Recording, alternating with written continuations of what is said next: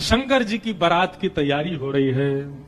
अप्सराएं गान करने लगी, डुमडुमियां बजने लगी, सेनाइयां बजने लगी, मंगल वाद्य बजने लगे, देवताओं ने अपने अपने वाहन सजा लिए, सब तैयारी करने लगे। बोले महाराज सब चलो, महादेव की बारात जाएगी।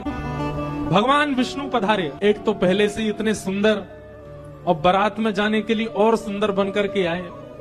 शंख चक्र गदा पद्म लेकर के भगवान नारायण आए। आहा, देख करके सब बलैया लेने लगे, कितने सुंदर।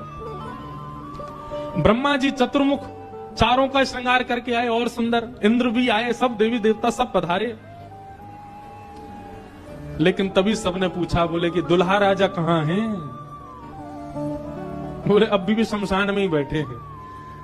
कुछ नहीं महाराज, बागंबर लपेटे, हाथ की तकिया लगाए पौड़े हुए हैं दुल्हा महाराज। तो भगवान विष्णु ने जाकर के कहा, बोले आज आपका ब्याह होना है, नेक्स्ट सज सवर लो, थोड़ा स्नान ध्यान करके नेक्स्ट शुद्ध है जाओ, बढ़िया सी कोई अचकन पहन लो, सेहरा पहन लो, सिर पर पाग वाग पहन के तैयार है कि चलो ब्याह होना है आपका।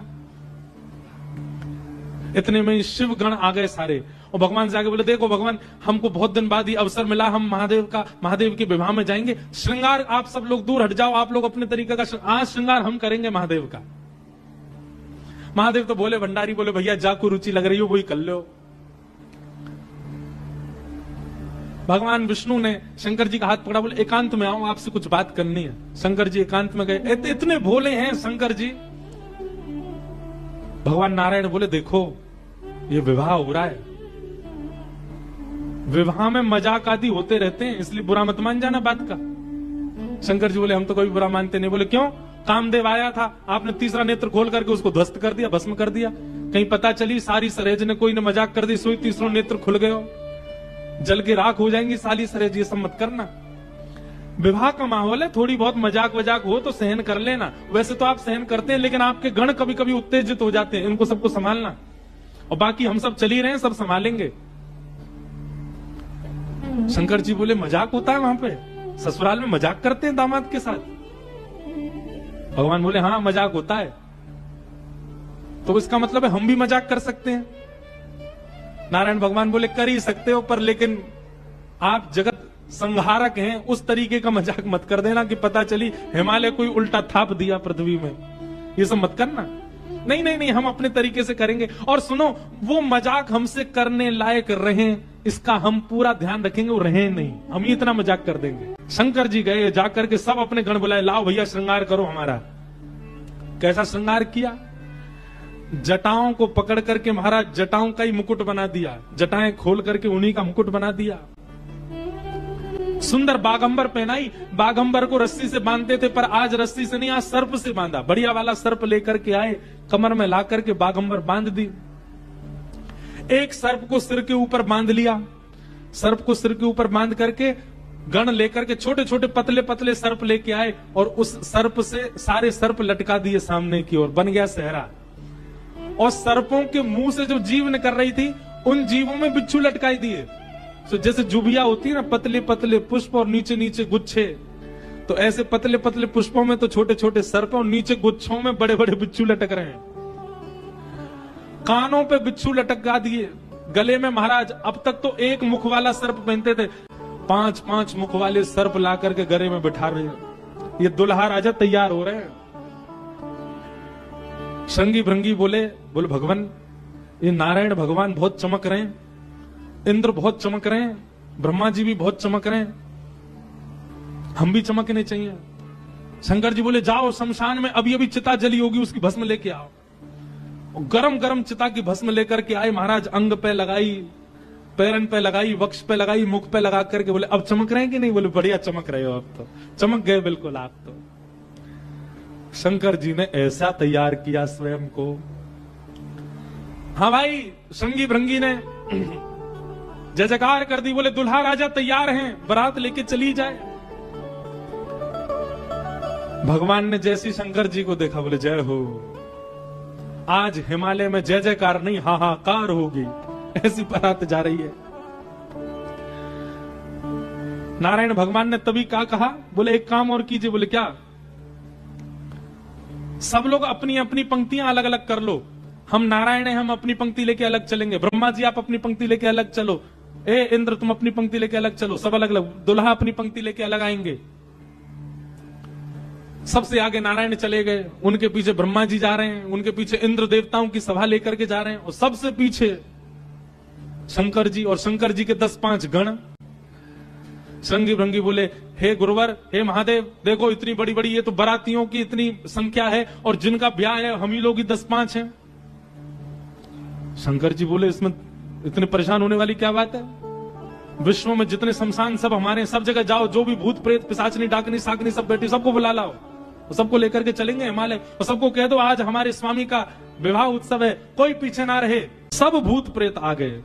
कैसे कैसे भूत प्रेत आए, कोई मुखहीन विपुल मुख काऊ, किसी का सिर ही नहीं है, और किसी के बहुत सारे सिर हैं, किसी के हाथ पैर ही नहीं है, रेंग रेंग के चल रहा हो, किसी के खूब सारे हाथ पैर हैं, ना किसी के नेत्र ही नहीं है, किसी के खूब सारे नेत्र हैं। गधा आदि के मुख वाले प्रेत भी चल रहे हैं साथ में। ऐसे ऐसे प्रेत आ गए, हुंकार करते हुए चल रहे हैं, खिंग खिंग करते हुए चल रहे हैं, खिल्ची करते हुए चल रहे हैं, और जमात निकल पड़ी, बारात निकल पड़ी हिमालय की ओर। आहा हो आई शंकर की बरतिया हिमाचल नगरी, हो आई शंभू की बरतिया हिमाचल नगरी, हो आई शंभू की बरतिया हिमाचल नगरी, हो आई शंभू की बरतिया हिमाचल नगरी। अपने जेब में सांप धर के ले जाना और जैसी साली कहे लाओ जीजा जी नेग ले बेटा। हमारे पूर्वज शंकर जी ने भी ऐसा ही किया था सालियों के साथ। सब सखियां अपने अपनी अटारियों पर खड़ी हैं, सब अपने अपने द्वार पर खड़ी हैं, आरती का थाल लेकर के मैना देवी खड़ी हैं, और दूर दूर के रिश्तेदार नातेदार सब खड़े हैं। बोले नारद जी ने भैया ऐसा सुयोग वर बताया, दूर दूर तक मिलेगा नहीं, तीनों लोकों में ऐसा वर नहीं मिलेगा। बारात की गाजे बाजों की आवाज आने लगी। ज्यों ज्यों गाजे बाजों की आवाज आए, हिमालय के लोग और उत्सुक होते जाएं, हमारे दुल्हा राजा आ रहे हैं। आहा, तभी देखा पीतांबरी पहने सब बाराती चल रहे हैं, और उन पीतांबरी पहने बारातियों के बीच में श्री गरुण जी महाराज धीमे धीमे चाल चल रहे हैं, और गरुण जी के ऊपर शंख चक्र गदा पद्म धारण किए श्रीमन नारायण आ रहे हैं। हिमालय के लोग तो दूर से बलैया लेने लगे, मैना देवी से जाके कहने लगे हे मैना देवी धन्य भाग, पार्वती जी जैसी हैं वैसी सुंदर दुल्हा आ रहे हैं। मैना देवी के बगल में नारद जी खड़े थे। मैना देवी बोली मैं किस मुंह से आपका धन्यवाद करूं, आपने मेरी पुत्री के लिए ऐसे सुयोग वर ढूंढे। नारद जी बोले नहीं नहीं, ये तो उनके मिलने जुलने वाले ही, ये दुल्हा नहीं है, ये तो दुल्हा से ऐसी उनकी मित्रता है, प्रेम मानने वाले हैं। मैना देवी सोचने लगी जिनके मित्र इतने सुंदर, मिलने जुलने वाले इतने सुधरे हुए, इतने स्वच्छ, इतने सुंदर, दुल्हा तो जाने कैसे ही होंगे। और फिर हवा की तरह बात फैल गई, ये तो दुल्हा के मित्र हैं, दुल्हा तो भी पीछे आ रहे हैं। उनके पीछे आए चतुरानन ब्रह्मा जी। अच्छा, ब्रह्मा जी का रूप 4 मुख वाले सुंदर। नारद जी ने बताया ही था कि आपके जो होने वाले दामाद हैं पंचवक्त्रम, 5 मुख हैं उनके, तो 4 मुख देख करके मैना देवी बोली 5वां मुख ऊपर होगा, दिख नहीं रहा है, यही है। बोलो मैं किस मुख से आपका धन्यवाद करूं, आप यही है ना, पंचवक्र है ना, इनके 5 मुख होंगे, 5वां ऊपर होगा। बोले नहीं नहीं नहीं, ये तो चतुर्मुख है, ये तो ब्रह्मा जी है, ये भी दुल्हा नहीं है। तीसरे आए इंद्र। इंद्र जैसे ही पधारे, इंद्र का रूप भी बहुत सुंदर है, देवताओं के राजा हैं। इंद्र को देख करके सब हिमालय के लोग बोले नारद जी निश्चित यही हमारे दुल्हा राजा हैं, पहुना हैं। नारद जी हंसने बोले नहीं नहीं, महादेव को जब प्यास लगती है, आपके दुल्हा को जब प्यास लगती है तो पानी पिलाने का काम यही करते हैं, ये उनको पानी पिलाने वाले। हिमालय के लोग बोले भैया पानी पिलाने वाला इतना सुंदर है, दुल्हा तो जाने कैसा ही होगा। जैसे ही सब देवी देवता जाने लगे, अब दूर से ही हूं हा हा ही आवाज आने लगी। नारद जी बोले बारात आ रही है, अब इन लोगों की व्यवस्था में देख के आता हूं, आप यहीं खड़ी रहना। बोले जब बारात आती है तो बारात सबसे पहले देखने के लिए कौन जाते हैं? छोटे छोटे बच्चे सबसे पहले यही जाते हैं बारात देखने। पूरी खबर पूरे नगर में यही बच्चे ही फैलाते हैं, इतने हाथी, इतने घोड़ा, इतने बैंड बाजे वाले, इतने लाइट पकड़ने वाले, इतने नाचने वाले। बारात में सबसे ज्यादा बच्चे, सब पहले ही पहले पहुंच गए। बोले कहां है बारात, कहां है बारात? तभी देखा बारात तो आई नहीं, लेकिन हिमालय के सारे बालक चौकड़ी मार के भागते हुए अपने अपने घरों की ओर भाग रहे हैं। घरों के भीतर गए, माता पिता को भीतर बैठा लिया, भीतर से किवाड़ बंद करके बालक सब अपने छाती पे हाथ धर के सांस लेने लगे जोर जोर से। माता पिता ने पूछी क्या हुआ बच्चों, तुम बारात देख करके आए? बड़ा हाथी देख लिया होगा तभी डर गए। बोले हाथी? बोले हमने क्या देखा, हम कैसे वर्णन करें? अरे बाप रे बाप, कैसन कैसन भूत प्रेत, कैसन कैसन सांप। सब हिमाचल के लोग बोले भैया अगर किसी ने पुण्य किया होगा तो ही बचेगा आज बारात देख करके, नहीं तो जीवित बचने वाला नहीं है। ऐसी प्रचंड बारात आ रही है। श्रृंगी भृंगी के साथ में नंदी पर सवार होकर के महादेव जैसे मुख्य द्वार पर पहुंचे। नंदी विशाल, यहाँ के नंदी देखे आपने महादेव के साथ कैसे विशाल नंदी, नंदी नंदी दिख रहे हैं। अभी दुल्हा तो दिख ही नहीं रहा, नंदी इतने सुंदर। नंदी का पूजन किया, पूजन करके महाराज मैना देवी बोली दुल्हा कहां है? तो नंदी के ऊपर बैठे, किनारे आकर के देखा तो उल्टे बैठे, मुख तो दिख ही नहीं रहा है, पीछे का अंग दिख रहा है। मैना देवी बोली श्रृंगी भृंगी से, बोले दुल्हा राजा को कहो घूम जाएं, उल्टे काय को बैठे? श्रृंगी भृंगी बोले ये देव नहीं है, महादेव है, ये नहीं घूमेंगे, ये जैसे बैठे वैसे ही रहेंगे। बोले तो फिर तिलक पूजन कैसे होगा? बोले नंदी घूमेगा। नंदी उल्टा जब हुआ तब महादेव बैठे हैं और सबरे काम खराब करवाने वाले श्रृंगी भृंगी हैं। आप नीचे मत उतरना, आप दुल्हा हैं, सासू जी ऊपर आएंगी तिलक करने। शंकर जी भी बिल्कुल भोले भाले जैसे बता दो वैसे कर रहे हैं। अच्छा भगवान नारायण वैसे तो बड़े प्रिय हैं, पर वो भी दूर खड़े खड़े उनको भी आनंद आ रहा है। बोले बढ़िया है, ऐसी भी बारात एक होनी चाहिए, तो जीवन भर याद रहे सबको।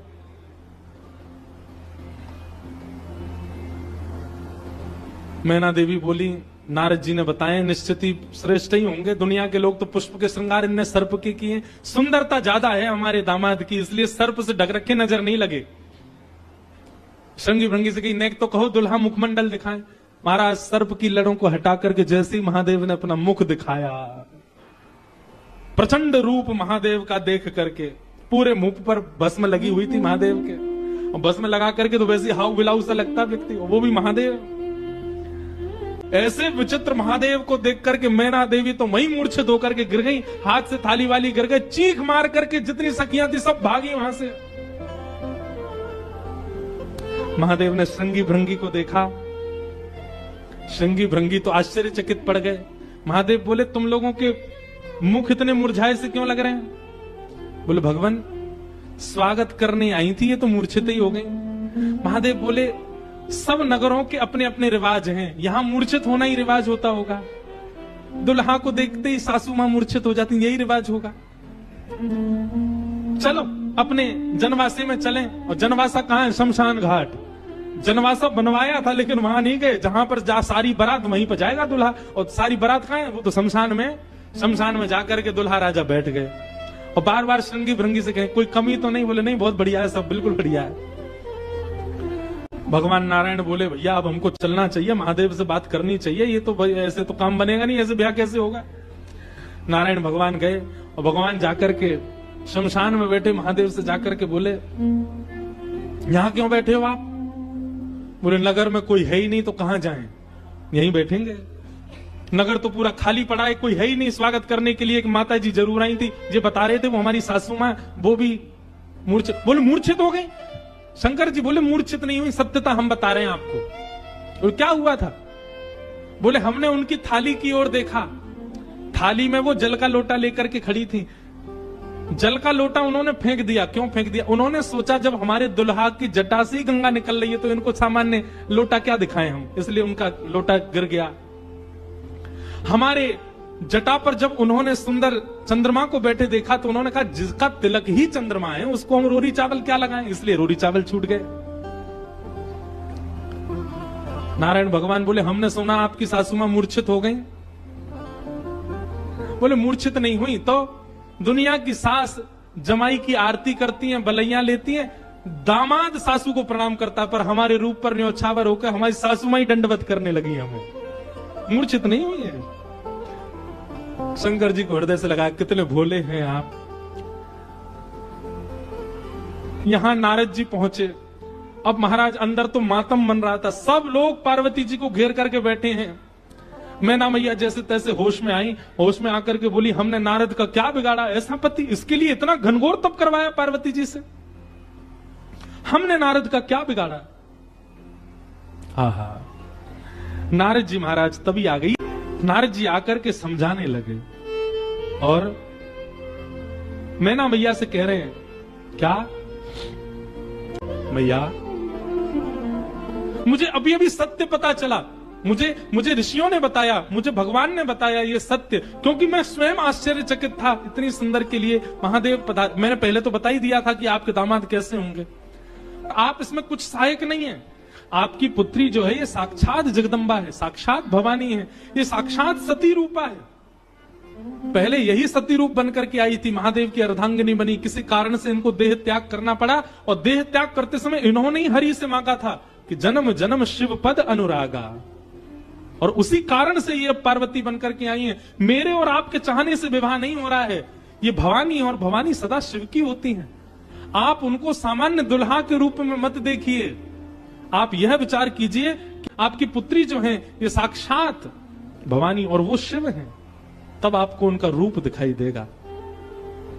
पूरी कथा बताई, और सब बात सुनकर के, नारद जी के सुंदर वचनों को सुनकर के हिमाचल और मैना देवी अब पार्वती जी के चरण वंदन करने लगे। हम तो पहचान ही नहीं पाए कि हमारे कुल में साक्षात भवानी प्रकट हुई हैं। जब दुल्हा के रूप में महादेव को देखा तो सब भयभीत होकर के भाग गए थे, लेकिन अब सब साक्षात महादेव के रूप में जब सब देखा तो सबके हृदय में हर्ष होने लगा, सबके मन में आनंद होने लगा, सब अपना सौभाग्य माने लगे।